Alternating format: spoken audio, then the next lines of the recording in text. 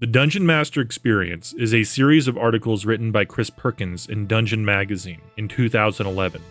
The following readings are his words, and though produced before the current edition, still contains great insights, advice, and tips for Dungeon Masters for any edition, and for that matter, any TTRPG. The Villain's Fault, 8/25/2011. Monday night. The heroes break into a safe house belonging to a guild of tiefling thieves called the Horned Alliance. Their objective? To free a captured member of a rival guild. The heroes manage to free the prisoner and make their escape, only to find themselves pinned down on a rickety balcony overlooking a city built along the edges of a sunken grotto. An evil silver dragon working with the Horned Alliance lands on the balcony and blocks their escape. As the dragon begins spewing its villainous monologue, the balcony creaks under the dragon's weight, shudders, and breaks away. Before the dragon can spread its wings and take to the air, it crashes into the city below and disappears into a cloud of dust and debris. Suffice it to say, the players are dumbfounded and seize the chance to make good their escape. My villains, unlike their mad creator, are imperfect. They're not omniscient. They don't know everything, and like the player characters, they arrive at erroneous conclusions based on faulty assumptions. They miscalculate. They fall down. They suffer setbacks. My villains are deeply, profoundly flawed, and that's why my players like them to a fault. Best thing about faults is that they can be exploited. Case in point. Here are 3 villains from my Iamandra campaign, each of whom has faults for clever players to exploit. Prismius. This tiefling henchman works for Zybon Krimvaz of the Horned Alliance, and has been loyal to the crime lord ever since Zybon bailed him out of prison. While imprisoned, Prismius was tortured by his dragonborn captors, his face scarred by acid. His ill treatment and disfiguration has made him resentful of all dragonborn, and his loyalty to Zybon is beyond reproach.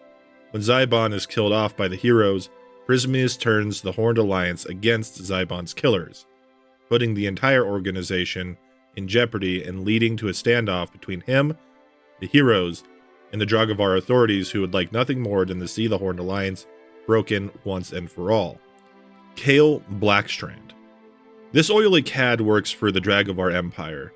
When he's not escorting criminals to the island prison of Zardkarath, he's cutting deals and taking bribes to allow criminals to be set free. He also has a weakness for powerful women. When Andraste, Michael Carter's character, needs help freeing her aunt from prison, she reluctantly turns to Kale. Under normal circumstances, Kale would betray her in a heartbeat, taking her money and leaving Andraste's aunt to rot. But he's smitten by Andraste, and like a lovesick fool, blindly agrees to her terms. It never occurs to him that he might be the one betrayed. Osterneth the Bronze Lich. She's the ex-wife of Vecna, from the days before he became a god, and a powerful lich who hides her true form behind the illusion of a charming noblewoman. When the heroes cut a deal with an aspect of Vecna, Osterneth is sent as the maimed lord's trusted representative to assist them in their endeavors. Although she provides the heroes with crucial intelligence, she's also gathering secrets for her Dark Master. What Osterneth fails to see is that her trusted changeling manservant, Metis, might one day betray her and divulge her secret, as she has her husband's shriveled, still beating heart lodged inside her ribcage, and that its destruction would spell Vecna's doom. I've played in games run by experienced DMs who portray villains as unerring, evil-minded extensions of themselves. These villains seem to know everything and always have the advantage because they've been imbued with an inexplicable omniscience. It threatens my suspension of disbelief as a player when my character confronts a villain, only to learn that the DM has gifted his precious bad guy with an unbelievable amount of precognition and insight into my character's plans, intentions, and secrets. Omniscient villains are boring. I'd rather face a villain who gets my character's name wrong, or flees upon taking a critical hit. Suddenly that villain seems infinitely more real to me. Lessons learned. The most memorable villains in television, film, and literature have faults as big as Sean Andre's. These faults not only make them seem real, but also lead to their inevitable ruin. In the reimagined Battlestar Galactica, Admiral Kane, played by Michael Forbes, can't see past her hatred for the Cylons. That hatred destroys her. In the Bond movie Casino Royale, the villain Le Chiffre is undone by too many bad gambles. Hannibal Lecter's fault is his affection for Clarice Starling, which, on multiple occasions, nearly costs him his freedom. Annie Wilkes' fault is her sycophantic adoration for Paul Sheldon, which blinds her to his ultimate betrayal at the end of Stephen King's Misery. These faults do not make these characters any less fearsome or menacing. Anything, it makes them more likable. So here are the key takeaways. Villains aren't perfect, and like the PCs, they don't know everything and they make mistakes. Let the players see your villains' flaws so that they might exploit them. And let your players see your villains' flaws so that they might exploit them. If you're unaccustomed to concocting flaws for your villains, consider some of the classics. Love. The villain is infatuated with one of the characters or another NPC. Hatred. The villain is blinded by hate and can't think straight. Ritual. The villain cleaves to certain predictable habits. Arrogance. The villain doesn't kill the heroes when presented with the chance. Fear. The villain is afraid of something. Gluttony.